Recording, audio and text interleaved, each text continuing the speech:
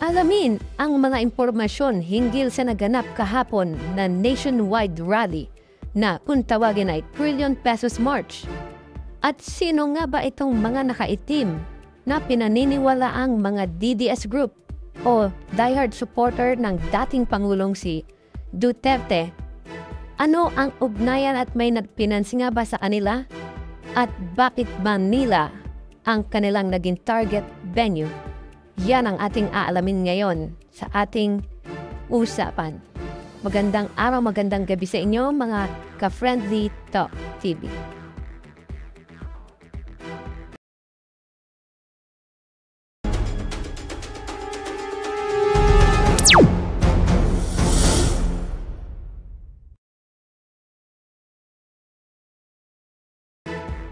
Ano ang rally at bakit ito naganap noong September 21, 2025?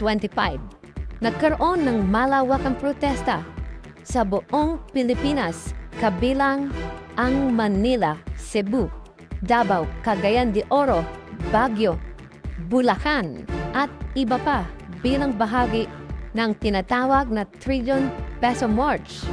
Ito ay protesta laban sa alegasyon ng korupsyon sa mga proyekto sa flood control, mga ghost project at overpricing at iba pang anomalya sa budget ng gobyerno.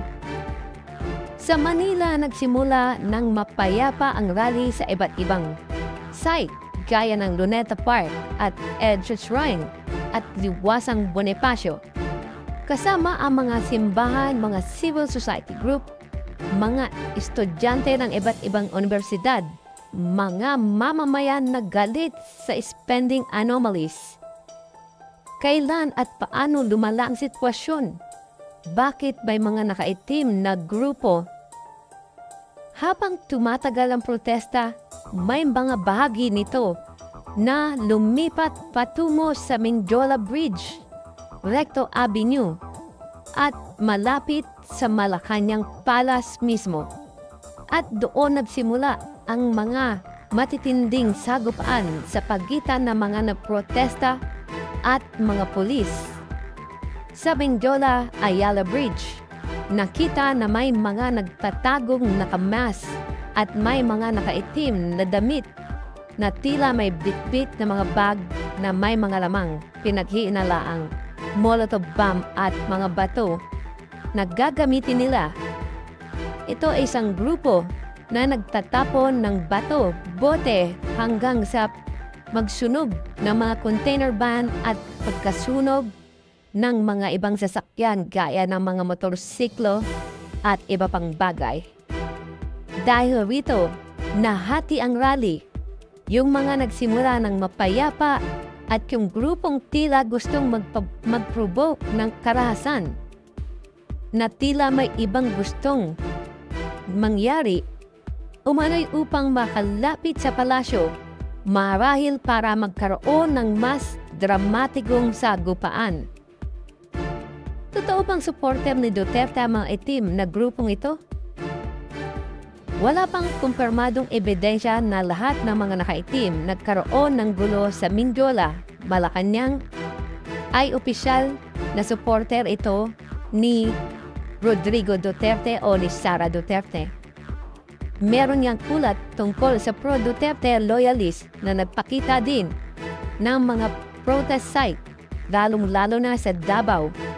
May mga verbal confrontation sa pagitan ng anti-corruption group at Duterte supporters sa Luneta, EDSA, partikular sa Edge Shrine area. Pero hindi malinaw kung yung mga taong nagkalat at nagtapo ng mga bato, nagset ng sunog, mga minor de edad, ay mga biyembro o bahagi ng mga suportadong o suportang politikal ni Duterte o mga simpleng mga radikal o oportunistang grupo na nag-leverage ng kilusan para sa iba pang layunin. May mga nakitang nagpinans. Ano ang sinasabi rito ni Mayor Isko Moreno?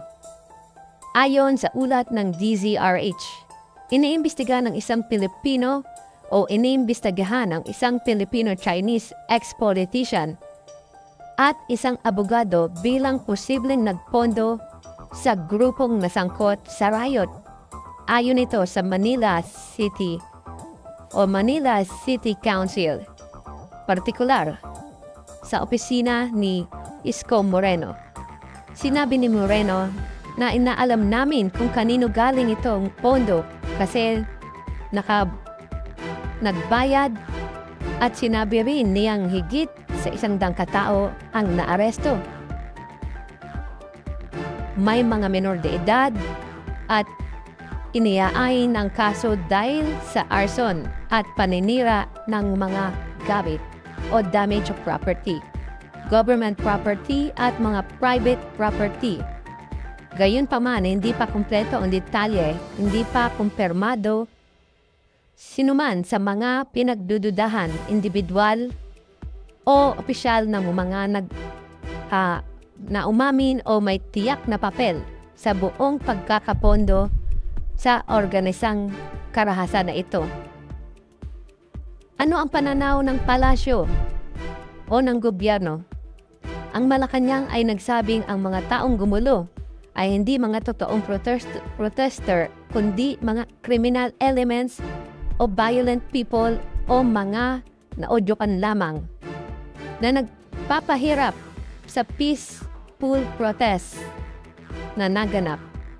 Ang Department of Interior and Local Government or DILG at ang pulisya ay nagsabi na merong planong breach perimeter ng palasyo at sunugin daw ito ayon sa mga naaresto.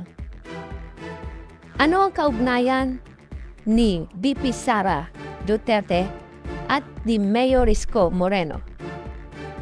Si Manila Mayor Isko Moreno ay kilalang kaalyado ni VP Sara Duterte at katunayan siya ay sinuportahan ni VP Sara Duterte noong nakaraang eleksyon. Kaya si Mayor Isko ay nabalik sa pagiging mayor ng Manila ay nagbigay ng mga pahayag tungkol sa mga nagpondo sa riot bilang bahagi ng investigasyon. Si Isko ay nakita ring nag-inspect ng pinsala sa Menjola at pagkatapos na ng gulo. Ngunit walang malinaw na ebidensya na si Isko Moreno mismo ang nag-orchestrate o nag-uutos para magkaroon ng karahasan o may direktang instruksyon mula sa kanya para sa unrest.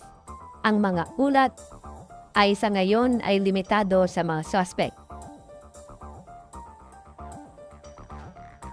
Hindi pa sa eksklusibong katibayan dahil wala pa ni isa sa kanila ang binibigyan ng tamang interview. Mga tanong paano hindi pa nagaganap at hindi pa nasasagot? Sino talaga ang mga taong nasa likod ng mga itim na grupong ito na nanggulo kahapon sa rally?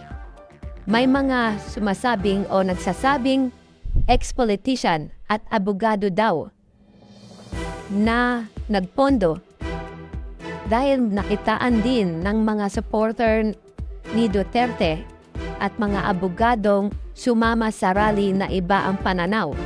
Pero sino sila? May connection ba talaga sa Duterte o sa kanyang mga allies? Ano ang tunay na intensyon? Tungkol ba sa flood control corruption o ang gustong pabagsakin ang gobyerno ni PBBM?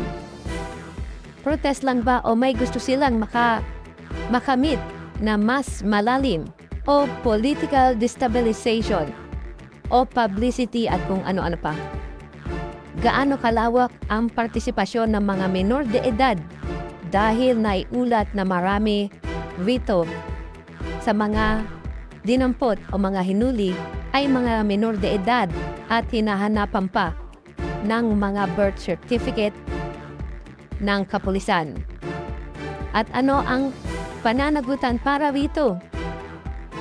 Ano ang magiging aksyon ng gobyerno, pulisya, at jurisdiksyon para malaman ang katotohanan at kung may mga pananagutan pa. Kung gusto nyo ng mga ganitong usapan at kwentuhan sa loob at labas ng ating bansa, paki-like, share, and subscribe ng ating YouTube channel, ang Friendly Talk TV. Hanggang sa muli, maraming salamat po.